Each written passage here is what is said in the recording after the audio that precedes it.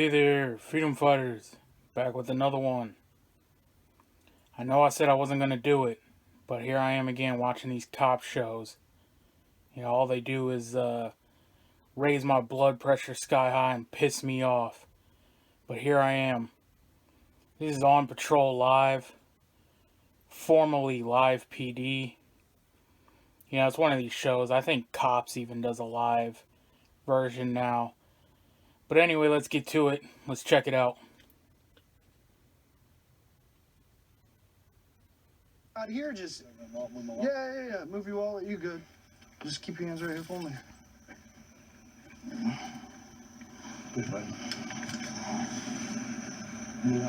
You good, man? Come on back here. We ain't detaining you or anything like that. All right. Good eye on her.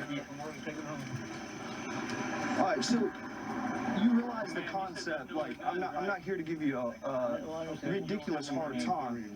Sure you are. You're on a what? On a grand jury up there. I wear mine there all the time. They don't ever say nothing to me. They know about it too. You wear it in a courthouse? No. They know I carry those. Who's they? The people at the courthouse. When I go through another detector.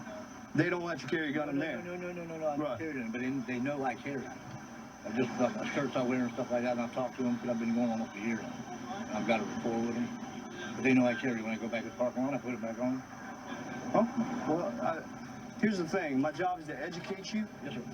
And not only enforce the laws, but provide education about it, okay? Enforce the laws. And if that was the case, a lot of people get that confused, but you just can't walk around with a gun on your hip. Why not? You get what I'm saying? For open carry. Okay. That's ridiculous. So Somerville tells me different. That's why. Somerville who? Police officers. I mean, I talk to them all the time. They never said nothing to me about it. Right. So, if you have a concealed weapons permit, that changes that? Right. Okay. It's not concealed, though. Oh, so you have to ask permission first. My weapon's not concealed, so all right. Do you know where a weapon has to be carried in a motor vehicle if you do not have where? In the glove box, not locked up, but in the glove box, not readily accessible. Or center console. Or, in this case, the bed of the truck. Right. Not on your hip. Right. Without a CWP. I got you. All right? Unconstitutional. Now, is your license currently suspended? I guess they might be. Might be. It's not really suspended, but Look, man, I'm not out here to give you a hard time, all right? Yeah, that's exactly what you're doing, and that's exactly what you're there for. the law about them breaking the law about they're not supposed to be able to suspend my driver's license. Why I would take it 37 years old. The statute of limitations. You know how that is And with the DMV. and that's what some of the police. Why haven't you just go pay the reinstatement fee? Because I'm on disability and it's hard to live on just. I got you. How much are your fees? Do you even know? They got one ticket of $400 some odd dollars, but they want to reinstate me at the same price. I said, I'm not driving that state, so what are you reinstating? Gotcha. South Carolina wants their reinstatement fees. This is where I drive. I don't mind paying that. Why do I pay reinstatement fees? Who's in the vehicle with you? I just picked her up. Girl? Yeah, I just picked her up from 7-Eleven on Car Street. Carnes, that's where she works, Sunoco Carnes. Okay. You heard their reference to a CWP, which is, of course, a concealed weapons permit, saying he doesn't have one, and so they're talking about exactly what he is and isn't allowed to do there. What he is and isn't allowed to do. He can do whatever he wants. See, as long as he's a citizen, he's a free man. He has a God-given constitutional right. It's these cops, it's these road pirates out here, the ones, breaking the Constitution. He says, I'm just here to educate and enforce the laws.